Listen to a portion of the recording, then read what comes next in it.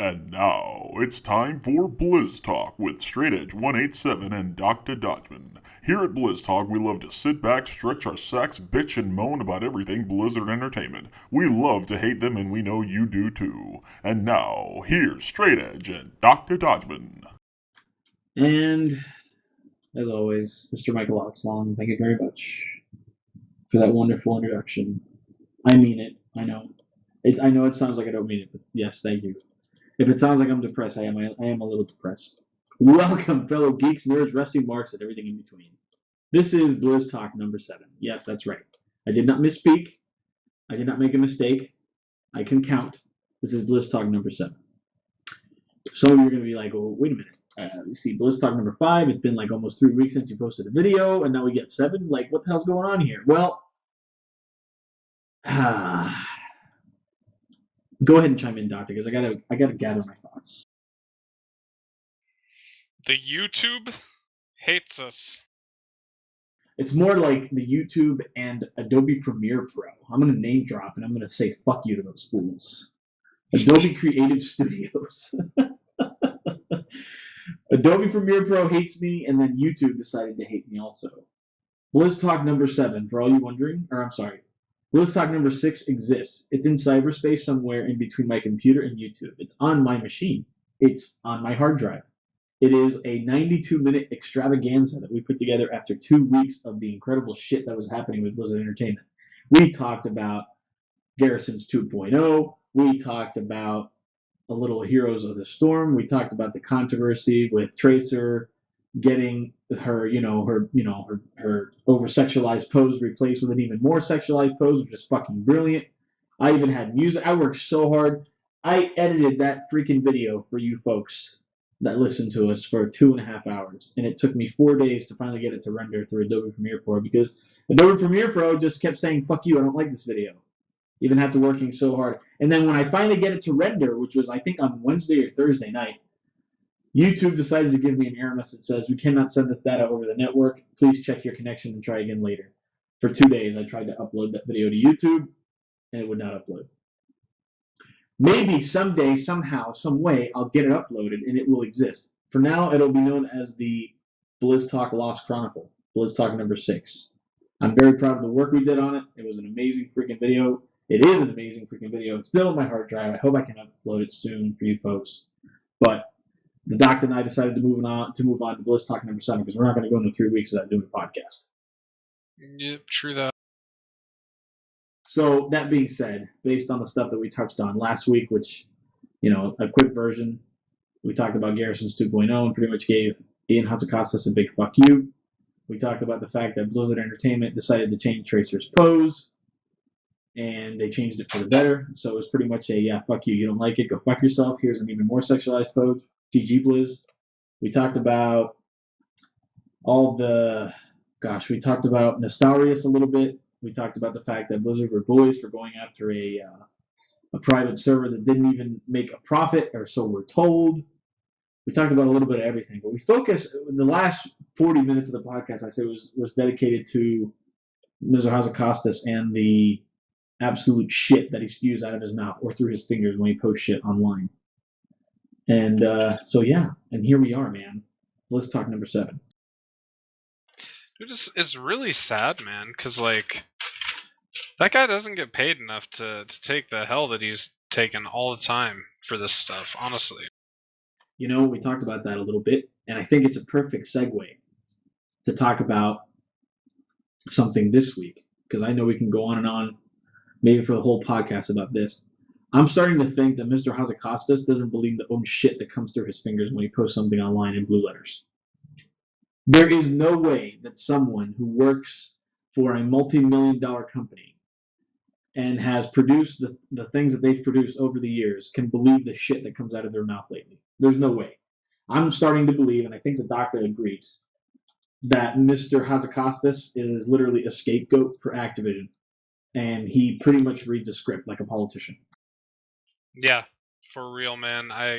Honestly, I feel bad for the dude. That sucks. Yeah, I felt angry towards him, which you would have heard in Blizz Talk number 6. with the shit that he was. It sounds like he's trying to convince himself, defending his decision to bring Garrison's 2.0 back into the game.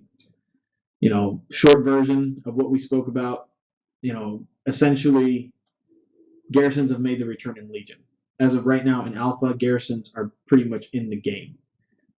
They tried to reskin it and call it Order missions, and Mr. Hazakostas posted a few things saying that, it's a small portion of the world when it comes to Legion. You won't even have to do it yet.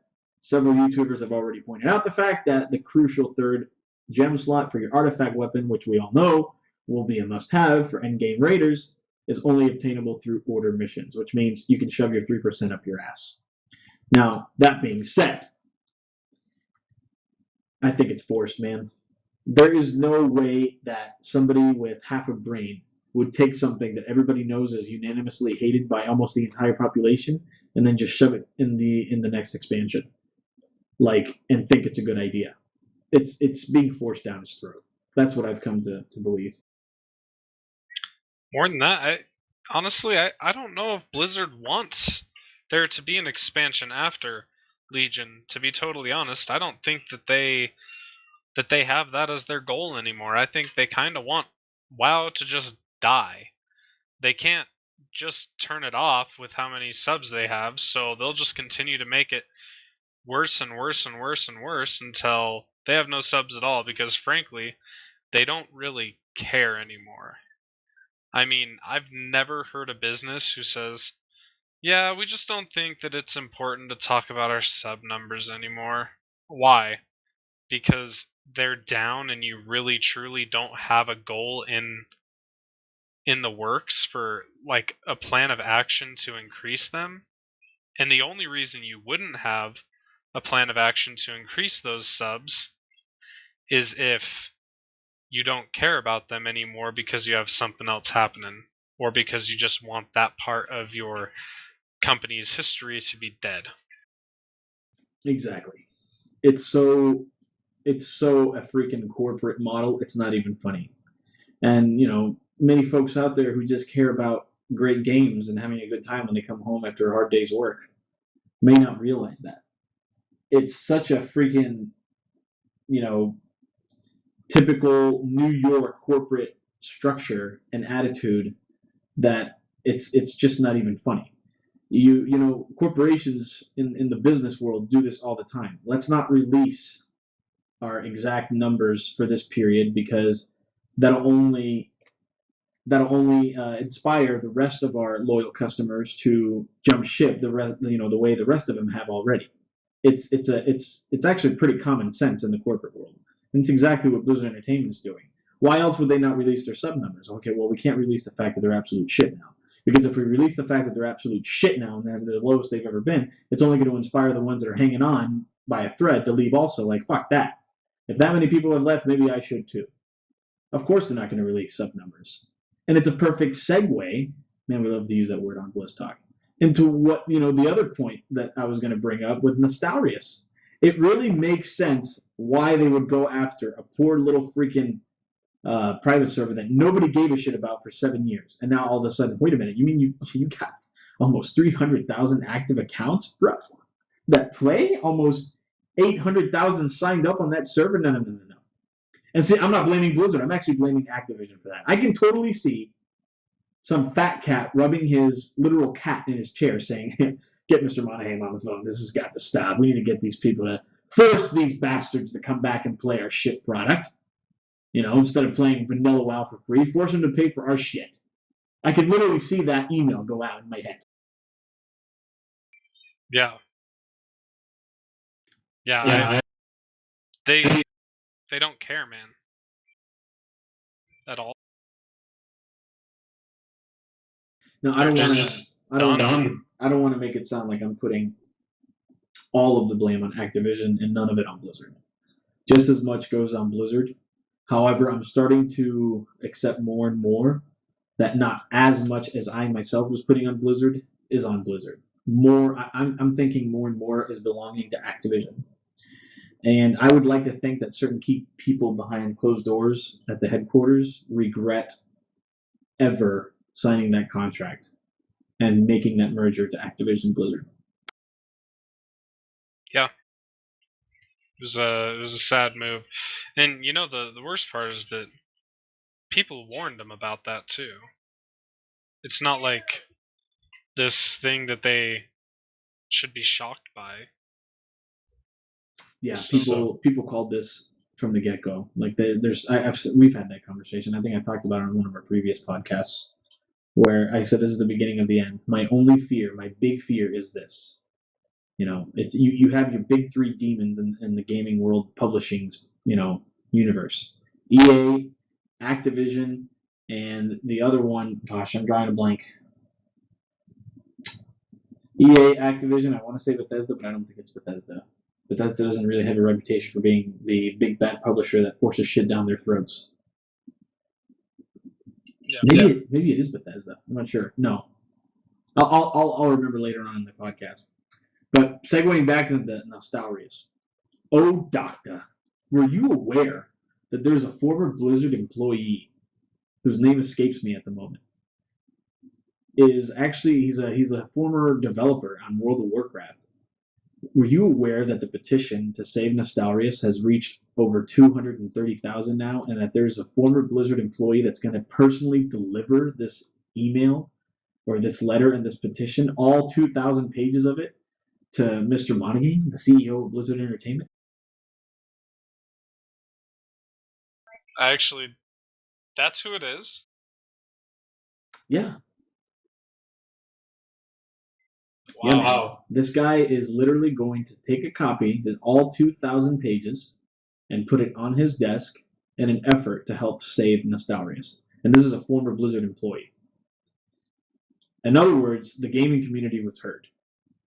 People that love to enjoy the very first version of World of Warcraft, which is what got us old timers in love with the Azeroth universe.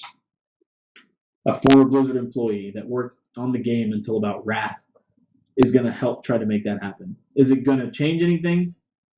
I would like to think so, but probably not. But the fact that somebody's doing that is fucking awesome. And it's going to send a huge shockwave throughout the community. Definitely, man. Just, I mean, how do you say no? And in the end, Blizzard has shot themselves in the foot for this one, because if they say no, we're not gonna give in to this petition. You guys are gonna pay. If you want to play World of Warcraft, you're going to pay us, and that's just gonna piss off a bunch of people who probably didn't even play on that server, and you're just gonna have lower customer satisfaction. And what everything you do in this world is customer service related at this point. Like going outside and saying hello to your neighbors, one of these days, those guys could be saving your freaking life. You treat them like a good customer right now, and they'll hook you up later. Everything you do is customer service. And Blizzard just doesn't care. So either they're going to take this petition that's well thought out and, put before them, and they're going to say, F you all, or they're going to say, oh, okay, and now they have alerted everyone who wasn't on the private server to the fact that it existed. And they're going to lose even more subs. No matter what happens, their subs tanked yet again. And I don't know how they can truly say that they didn't see that coming. It's just like, that's a corporate. It's a corporate fat cat move. That's why I stand by my my prediction or my view that it's literally a call by head honchos and Activision saying, hey, get your shit in order. Like, this is against the law. Cease and desist. Serve them. And it's just fucking retarded. But as far as this is what's wrong with Blizzard. Man, I've been doing so much. I've been doing a lot of thinking just in this past 6-7 days alone. I'm sitting here after having played the Overwatch beta last weekend, and I'm watching this developer video from Jeff Kaplan himself. It's like a 12, 13-minute video where he's breaking down all of the features that they have planned and that they're considering for Overwatch. And then I get on the forums because I gave ideas that both you and I came up with for how they should handle the ranking system in the future. And I'm reading all the interaction that's taken place between Jeff Kaplan, Chris Metzen, and the Overwatch community. And I'm like, how is it possible that these two work in the same fucking building as these other jackasses, like Hazakostas, and at times the head developer for Heroes of the Storm? Like, how do you guys work for the same company? And I know I'm going to sound like a broken record, but this just goes back to all this shit that I've been saying since we were doing Wild Talk. The uniform lack of direction for the company as a whole. Jeff Kaplan sits there and almost every other day thanks the community for how far Overwatch has gotten, and it's not even been released yet because they never thought in a million years, him and Metzen, that Overwatch would become as popular as it has become. And they put all of that on the fans and say thank you every chance they get. What a fucking concept. Wasn't it like that in World of Warcraft back in the day? Take us back, Docta. I know you like to talk about that. Oh man, where the devs actually spoke? Yeah, what was the one that Krendor you said? No, it wasn't Krendor. It was Ghostcrawler. Yeah, Ghostcrawler. There you go. And a lot of people think he ruined the game. I'll say when he came in, he didn't make great decisions with the game, but his name was all over the forums. And even if it was to pop in and say, no, it's staying this way, I don't care if you guys are going to take an Iron Fist. But it goes back to that customer service, man. I know I'm going to hit this a lot, but it's kind of been drilled into my head recently. And it's all about this customer service where you can tell the person, sorry, there's not much we can do for you. That's better service than not saying anything at all. And as of right now, Blizzard really doesn't say anything. I guess there's something like Tweeter, something like that out there that they talk on still, or Reddit, read it. I don't know any of these things, but I hear you talking about them every now and then. And really, maybe it's my own fault that I don't ever see them. I just don't hear anything from the devs ever. Mm-hmm. Why on earth would you go to an outside source to inform people about what's going on in your game instead of just talking to the people in your game?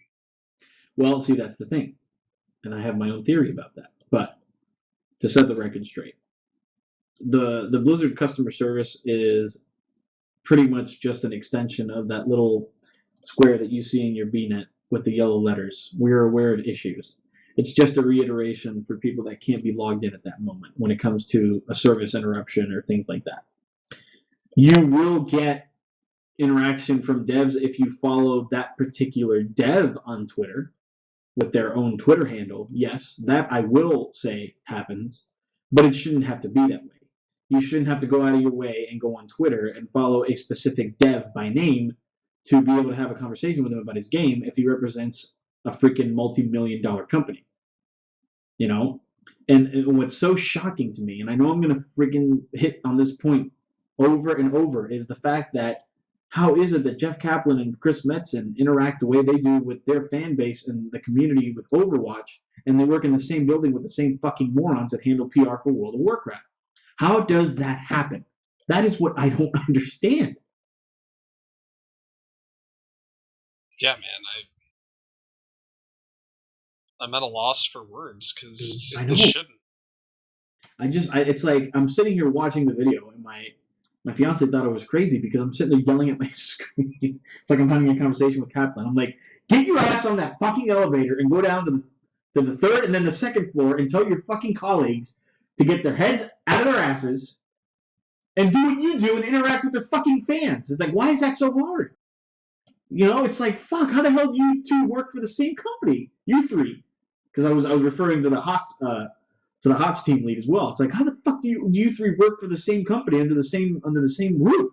Like, it doesn't make any sense. How can one team care so much about the community and the other two not give a shit? It's like it just doesn't compute in my mind. It just doesn't, unless Activision is pulling the strings, evilly, behind the scenes. I think that's what's got to be happening. I mean, obviously, if that's who's siphoning in your money, so that you can work on other projects, which is the stupidest move in the world because they signed when they were still at 11 million subscribers. What a moronic move. I know we've said that a lot, but I mean, that's just greed right there, man. And it's greed that bit him in the ass and backfired hard. You know what? They got scared of what they themselves were capable of. They reached the height of their power. 11 million, shit, dude. During Wrath's best years, best time frame, it was almost 20 million subscribers. That's when they made the decision to do what they did because they feared their own power. They literally got to the edge of the cliff and said, "We can do all of this, but we're so scared that we're going to fuck it up. We need help." They decided that they needed help when they really didn't. They just needed to keep. If they would have just kept doing what they were doing, they would have been fine. But they panicked and they thought they needed help.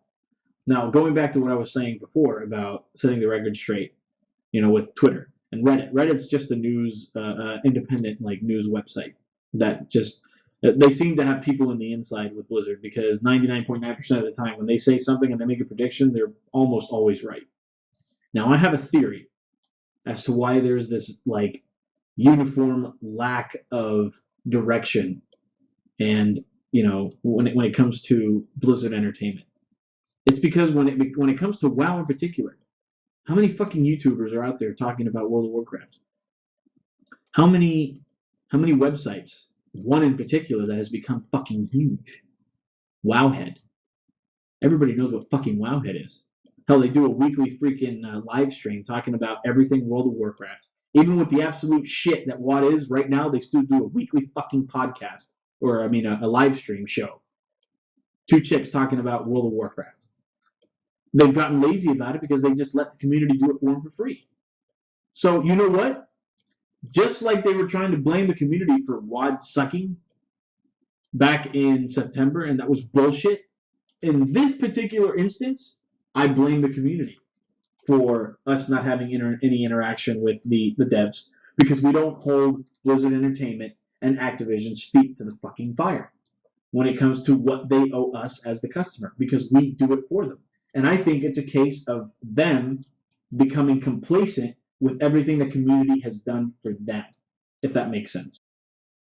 Yeah. I think I'm onto something with that one. So sit back, stretch your sack, think about that for a second. Maybe it's my fault. It's like I sound like John Kennedy. Ask what you can do for your country. Yeah, well, I think we've done enough for Blizzard Entertainment. Not only with our fucking pockets, but with our own creativity. Think of all the free publicity. You got to think in business terms. Think of all the free publicity and free advertisement that World of Warcraft, Blizzard Entertainment gets from all the streaming that's going on at this very second, all the YouTube channels that are active at this very second that talk about mostly World of Warcraft and everything Blizzard Entertainment, including us. Maybe it's our fault. Maybe it's our fault that they don't give a shit to get on a keyboard for at least 5 minutes a day to interact with us and tell us, hey, here's what's going on. We don't need to. The community does it for us.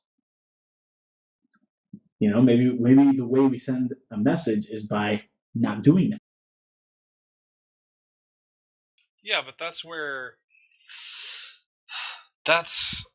I don't know, man. That's the tricky part. Because it's going to hurt them one way or another. They're starting to see it right now. If we truly gave them that much publicity, they wouldn't even have the 3 million people playing right now that they do. And I hate to say it because I know so many people love it, but Hearthstone isn't helping the case. Hearthstone and our love for Hearthstone, not that I've really played, but speaking as a Blizzard community member and knowing how many people do love that game, Hearthstone's not helping your World of Warcraft experience, let me tell you right now, because they don't need us anymore. Even if it comes out to be $45 million a month from these subs, it's a lot of money. That's much more than let's just break that down. How many devs are working on World of Warcraft? Not $45 million a month's worth of devs. Do they give a rat's ass that they're not really putting out? Nope. Yeah, You know, and I've actually come across people balking at this statement or this idea in forums and other websites, what have you. You know, when I state something like it's no longer their cash cow, dude. People are just really ignorant to how much money they're making off of Hearthstone and Heroes of the Storm. Like, Hearthstone is a phenomenon. It really is. And it's interesting because Blizzard themselves don't really toot their own horn when it comes to Hearthstone as much as they do with WoW or as much as they did back in the day. But it really truly is a phenomenon. My fiance's mother, who is not a gamer by any means, plays freaking Hearthstone. Her stepdad plays Hearthstone. Okay? My 56-year-old aunt, who until about 6 months ago had no clue what an effing video game was or a tablet was, plays Hearthstone. Think about that for a second. Hearthstone, for those of you that have no idea and are clues about how Hearthstone works, it's pretty much Magic the Gathering, but interactive with WoW characters. But the thing is, yeah, it's free to play, but it's pay to win because you ain't gonna do a damn thing with the deck, the cards that they give you for free. And people spend hundreds and hundreds of dollars a month buying decks of cards for that game just to be competitive. Similar to when in Heroes, when you know those that want to be competitive and ranked buy Heroes. But they are making such a ridiculous amount of money from Hearthstone that they don't need World of Warcraft anymore. Why would they give a shit about the content or lack thereof sucking? They don't. And I don't care how many people. I read such a sad post yesterday, Doctor. I forgot to share it with you when I did. What happened? There was this. I think it was a lady was talking about WoD and her theory on my thoughts 10 reasons why the Legion expansion will save WoW.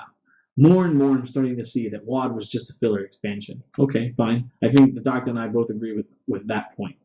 But the way she just continued to break down all the good things that are going to happen in Legion, and this feature is awesome, and that feature is awesome. Hey, you know what? At the end of the day, I may end up being wrong, and I kind of hope I am.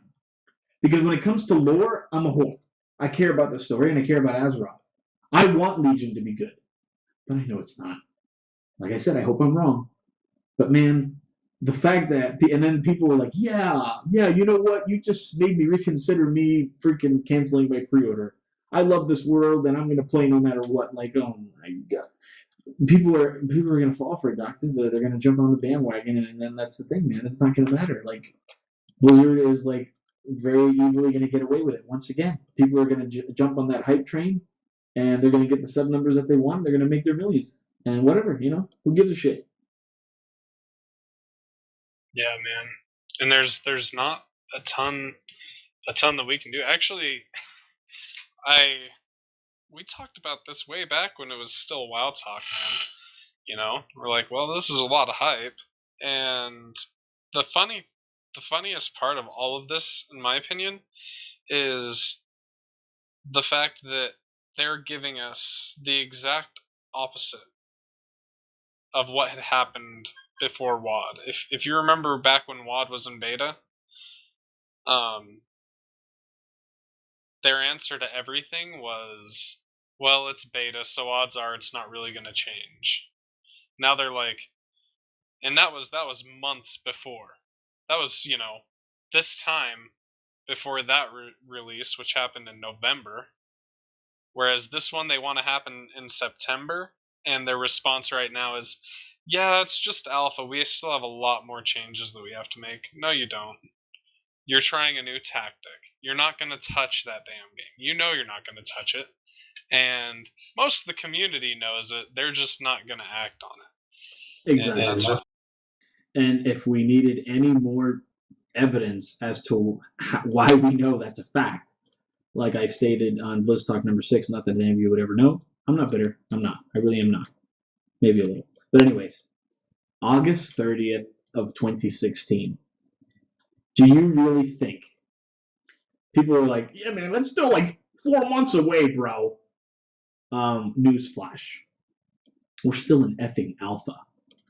The average amount of time in a successful and full beta, a true beta, is at least 4 to 5 months. We're not even in beta yet. And that's only 4 months away. So not only are we entering the dangerous territory, especially when it comes to Blizzard Entertainment, of rushing shit, now we've made a promise to the community that this is going to be the release date because they shot themselves in the foot by wanting it to be a summer release, and they have to make good on that promise. But now they're going to rush shit, and i.e. rush shit means that whatever they're telling you in alpha that still may change, ain't nothing going to change. That Garrison's 2.0 shit, it's staying in the game, whether we want to accept it or not. Get used to you doing order missions at level 100, the grind, to get your third gem slot for your artifact weapon. Mark my words. It will be Warlords of Draenor all over again. Like I said, I hope I'm wrong. I want to be wrong because I actually want to play this expansion because I care about this world. But I'm telling you, and I know Doc's going to agree, nothing is going to change. And we have the clearest amount of evidence of that now that we know the release date is August 30th. Yeah, y'all are screwed. That's all I have to say. It could be the greatest expansion in the history of anything ever, but that's a fat chance. Good luck. Yeah, I really hope it is. Hey, I read a post from a guy in the Alpha forum saying that he is in love and he feels like he's playing Wrath of the Lich King all over again. I remember LOLing so loud that I woke my fiance after she had gone to sleep to go to work the next morning. Literally. And then after I was done laughing like an idiot, I sat there and I'm like, man, I'm reading the description that he wrote. And you know what he said, Doctor? He talked about Dalaran. He talked about the fact that being in Dalaran was so nostalgic and he felt like he was there again, but with a new purpose. He said it felt immersive. He said that while he was leveling through High Mountain, it felt like he was in Grizzly Hills all over again and that the music was very similar. He said it had the same feel and that Blizzard is going to save the game with this one. I know it. Trust them. And as I'm sitting there, my laugh is dissipating and I'm like, man, I actually hope he's right. As hard as I laughed, I'm like, I hope he's right because I want to feel that. I want to feel that nostalgia, and I know you do too. Yeah, for sure. Unfortunately, this is what everyone. I don't know, man. How do I put this kind of bluntly? I guess Warlords of Draenor.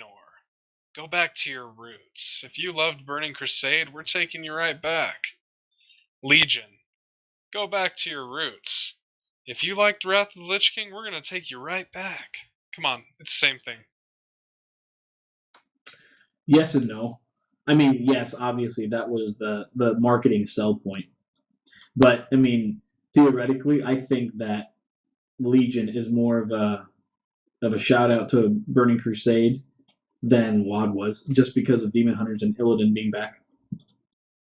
It's actually it's like it's a mixture of nostalgia, tip of the hat to both Wrath of the Lich King and Burning Crusade at the same time. WoD maybe tried, or maybe it didn't, because we all know how shitty that turned out. But I think that this is the true, or at least it's coming across as the true tip of the hat. Yeah, WoD just. I don't know, man. I'm so bitter about WoD. I sound like such a bitter jerk right now, but we both that's kind of where I am. But I mean, dude, the cinematic, the way they unveiled the cinematic, the idea of where they were taking us. You know, people were worried about the whole time travel thing, but then Metzen came out on that stage and said, "You're in good hands. Trust us. The story's going to get awesome." That one key moment in the past. You know, how do you not jump on that hype train? And then when we first started playing through the first 3 or 4 months of it, patch 6.0, it was fucking awesome. The leveling experience was awesome. The art was gorgeous. The music was fucking awesome. And we fell for it. And then came patch 6.1, which you can't even fucking call it a content patch. It added selfie cameras and automatic tweets and more garrison missions. Literally, it added a fucking Facebook camera. And then 6.2, which is what we've been playing since July of last year. I really don't want to see that to happen to Legion, but I know it is. I know Legion is going to be the exact same thing.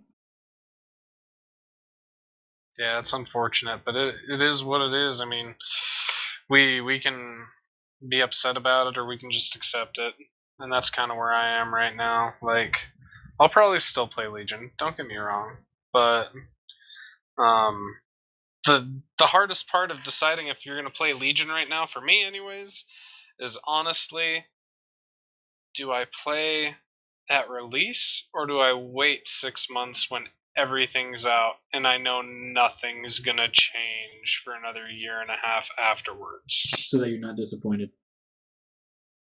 Because that's really what it comes down to. If you play at the beginning, everything's gonna feel fresh and you're gonna be there when there's, twice as many subs. Like I did. I felt like I fell for it and won. I'm gonna be like, oh my god, I love this expansion. Good fucking job, Blizzard. And then my dick got ripped off. That's how it felt like. Yeah, man. But I was talking about that with not only my fiance but my very good friend that we both played WoW with, Des. Like they're like upset with me because I'm not going to play Legion at launch, and I said, you know what? I'll play Legion. I will play Legion at this moment with the way things are. But hey, because like I said, I hope they're wrong and things could change. And I'm like, okay, all right, fine, I'll give it a shot. But as of right now, I'll play Legion 6 or 7 months after it's out, where it's only $20. We've already seen the disappointment that people have gone through because of Blizzard shit. And all right, I'll play now because obviously I'll be able to gear up in about I don't know, 2 or 3 days and be at the same level that people have been playing for 7 months. So GG. Yeah. Well, let's talk a little bit about something else because I'm starting to get a little emotional about the Legion. And the reason I'm getting emotional is because of the story, bro. You know how much I care about the WoW lore. So much potential. Illidan. Oh yeah. Yeah, I mean, I know about the whole case of emergency break class. Fine, whatever. You know what, though, man? It's effing Illidan, bro. Yes, exactly. Illidan's awesome. Illidan's the fucking man, bro. The only thing that could make WoD perfect, in my opinion, is, I mean, we need a key hero to die. That's all that needs to happen. I vote for Khadgar. Illidan should show back up, and that should be the first thing he does, is just chop that dude's head off. I would pre-order 10 of them right now. If that's what happens. And the Khadgar hatred continues on Blizz Talk. It's not going anywhere, guys. That dude sucks. I wish there was somehow we could have him as a guest one night on the podcast. That would be pretty awesome. Conversation between Dr. Dodgeman and Khadgar. Yeah, well, I think Khadgar has a place in Blizzard's world, but he should simply be the guy who summons the heroes into the Nexus. He should be the guy who's like, boom, there you go. I can send you anywhere. I'm not going to fight it myself. You guys can kill each other, but I'll get you there, because I surpass the power of a dragon at this point. They do need to put him in the Nexus. Hell, maybe he'll be a hero at some point. I don't know. Maybe he's not even cool enough to be that. If they put Khadgar in as a hero, he'd be Li Ming times a million. Like, this is Khadgar. Clone your enemy team and do everything they can do, but 10% better.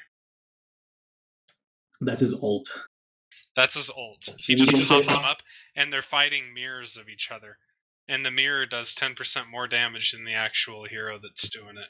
And he gets it at level 1 like Tracer. But the only thing is, at 10, he just amplifies it by another 50%. Yeah, and it becomes permanent. Yeah, and it becomes permanent.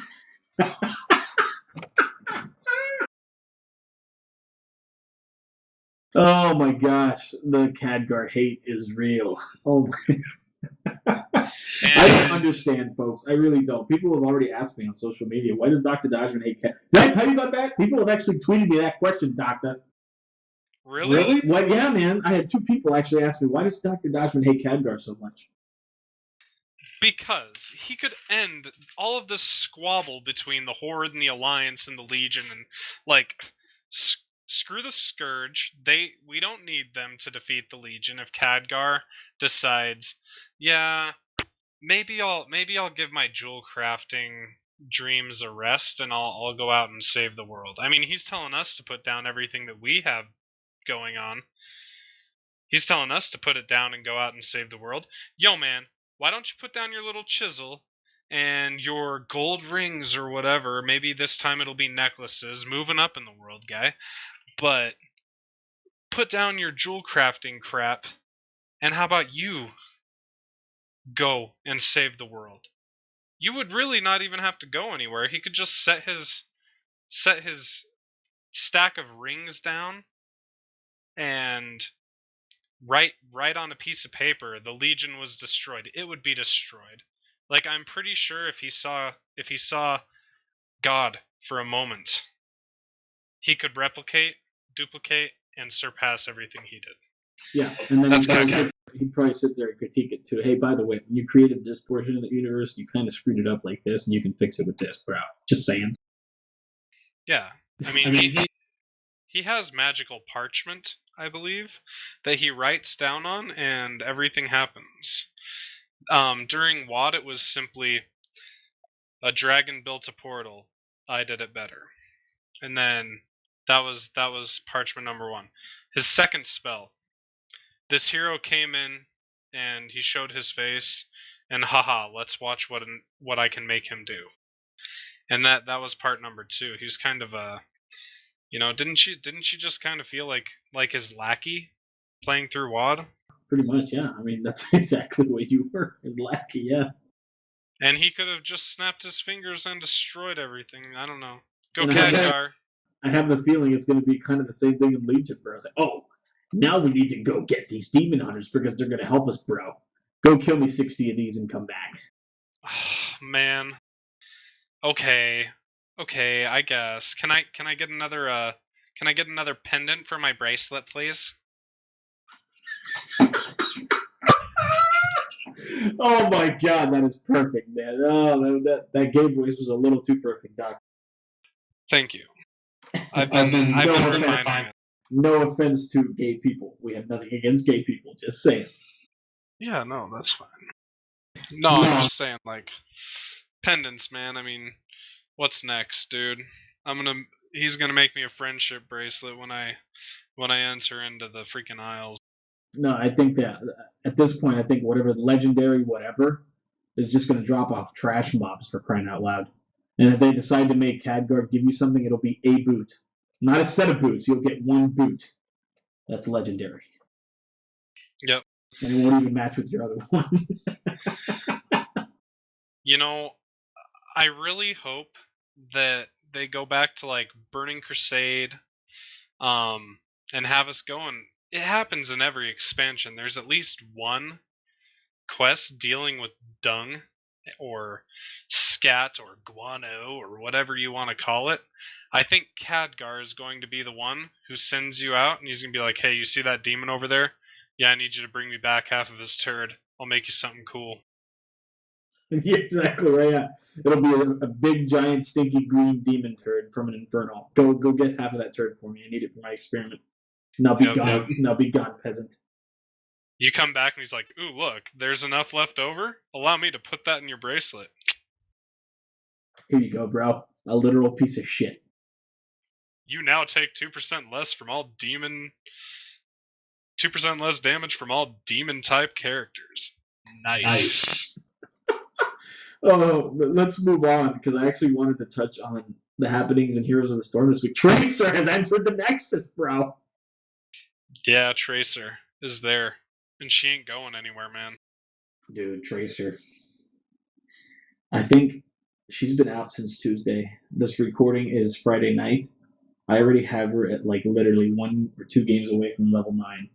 I've just been spamming the shit out of her. I just love that character. I know she's more than likely going to get nerfed. However, the reason that worries me is because it's not really her damage that's the problem. It's her mobility.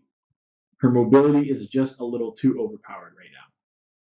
Yeah, but what are they going to give her back if they nerf her mobility? That's the problem. I think that what they'll do is that if they end up nerfing her mobility, they'll just give her more damage. More damage, nerf the mobility. The problem there is that she has a low HP pool. Granted, at level 20, she can heal back everything you've ever done, so she has to have a low HP pool. But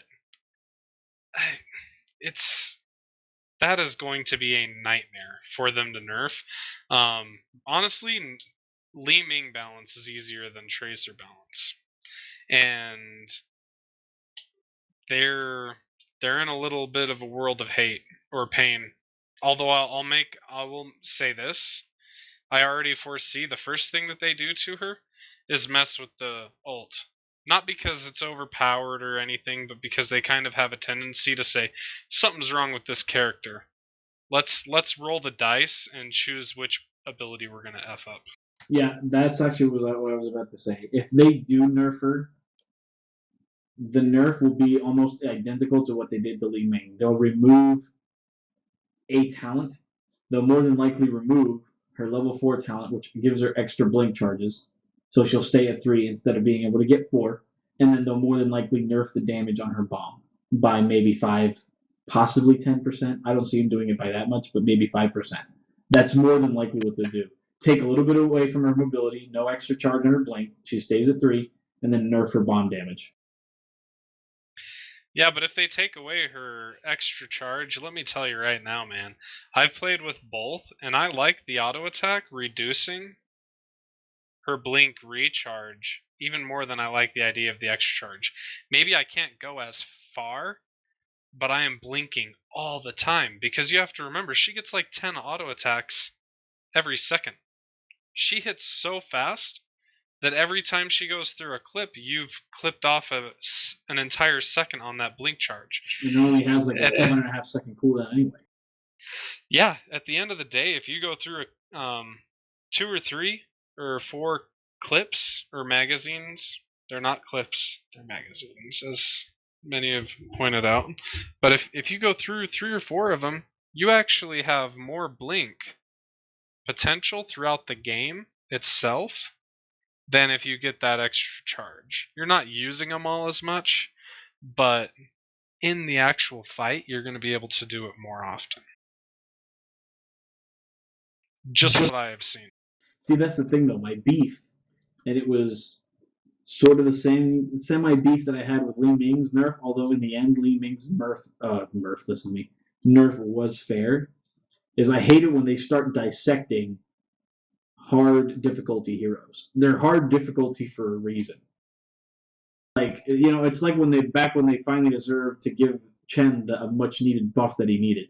You know, Chen was in a place about 4 or 5 months ago where, you know, only the most skilled players took him, and even then he struggled to really do something as far as damage in a team fight because his utility was literally just taking effing punishment. Now he can actually hit semi-hard like all the other tanks in the game. The tanks are all in a really good place right now, every single one of them. At least that's how I see it. But, you know, it's like you take a really hard skill cap hero like Li Ming, and that makes it difficult to nerf her. It's the same thing with Tracer. I would say that Tracer has a higher skill cap than Li Ming because really the only burst damage that she has is her W. She doesn't do nearly as much damage as Li Ming does. She doesn't have the same amount of burst. She only has that burst by risking herself dying with the W and then getting close enough to stick somebody with her bomb. And that's, in my opinion, that's what makes it so difficult to nerf a character like that because it's such a high skill cap. Not everybody's going to be able to have the skill to dive in and execute that to perfection. Yeah, she's going to be hard to balance, but maybe she doesn't need it, man. I don't personally, when I'm fighting against her, I don't feel like she does enough damage to. She's more like a B, and I know you'll disagree with me there. I think her single target damage and like in a 1v1 she's fine, but her auto attack range isn't that high, and when it comes down to it, the actual engagement of a 5 versus 5 team fight, she's a skirmisher. She's not a team fighter. And so yeah, she doesn't become a viable team fighter until level 13 when you, in my opinion, almost the only choice, which is her ricochet, which her shots start damaging everybody around her, not just the target that she's targeting. And then at level 16, when she has her damage boost, especially with that active reload, she doesn't become a team fighter till 13, and then she doesn't become a really good team fighter till level 16. But yeah, you're right. She's a tricky one, straight up. Yeah, and that's the thing. That's why I don't think she, like, I'll agree with you. I don't think she really needs the nerf. You know, a lot of people are complaining right now because of her, you know, her mobility. Okay, well, effing pick the effing hero that's the best counter for her. I've seen Muradin Uther combos destroy Tracer because those are guaranteed, especially Uthers. That's a guaranteed stun. She can't rewind out of that. Wherever Uther targets that E, that's where it's going.